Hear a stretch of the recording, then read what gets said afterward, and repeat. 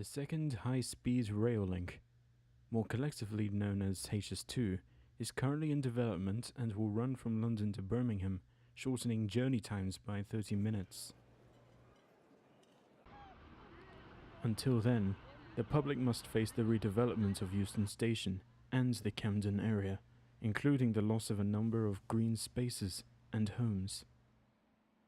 In Buckinghamshire, the train line will also cross the Chiltern area of natural beauty, causing permanent damage to the nature reserves.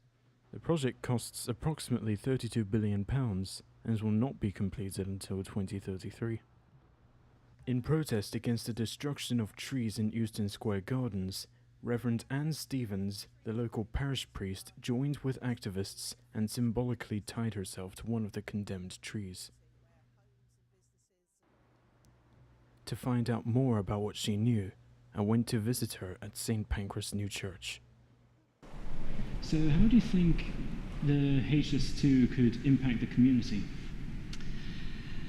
I think the HS2 project is going to impact the community in various different ways, and none of them are particularly good for us who live in the area. First of all, we have some streets of houses and small local businesses that are just going to be demolished as the tracks come in to the west. Secondly, we're losing an awful lot of green space, and that includes the felling of the trees, both in front of the station and in the graveyard to the west of the station. So the impact of that on our air quality and on our general peace of mind is really going to be devastating through, it's a really difficult area to live in anyway.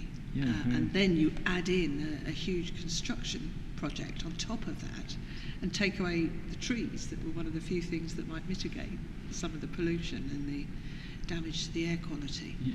It's a recipe for disaster, really. Yeah, so it could be even busier.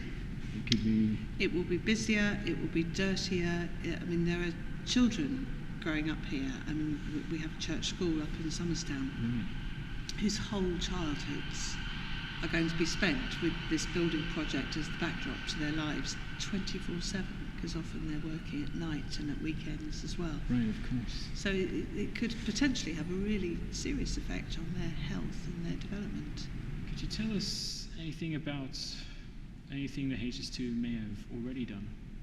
The other particular issue that's affecting me as the parish priest for this church and this area is that a graveyard to the west of Euston Station, St James's Gardens, is already being dug up. The trees have all been felled and the graves are being exhumed. At the moment, archaeologists are running all the surveys to see exactly what's there and exactly how it might best be moved. But the whole graveyard will have to be moved elsewhere, so that a part of the graveyard will be tracks for the station, part of it will be other office and infrastructure space to develop. And in the short term, it'll be one of the main construction sites for work in the area.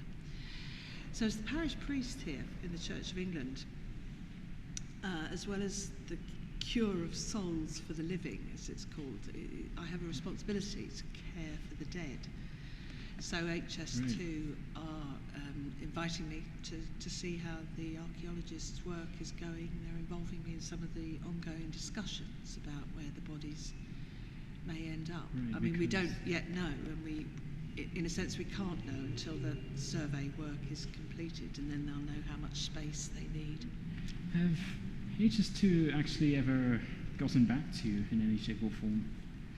Well, we've had various meetings with HS2 in the last 3 or 4 years when all of this has been taking shape. It's not that HS2 don't consult the community. They do send people along to meet with us and to listen to our views, but it's just that nothing we ever say ever changes anything. Right.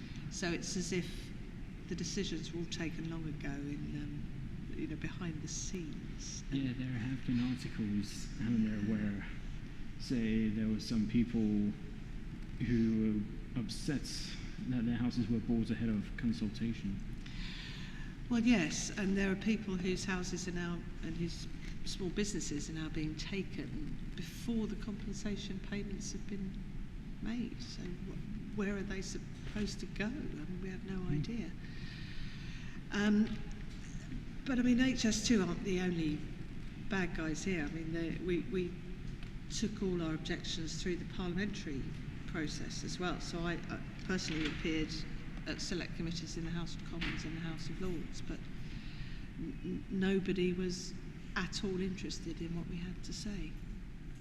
London's green spaces are under threat, not just from HS2, but from local authority cuts and the pressure of house building. Petitions and campaigns from organisations are available for those who want to see these areas saved. Get involved. Help save your local green spaces by signing petitions and joining local groups.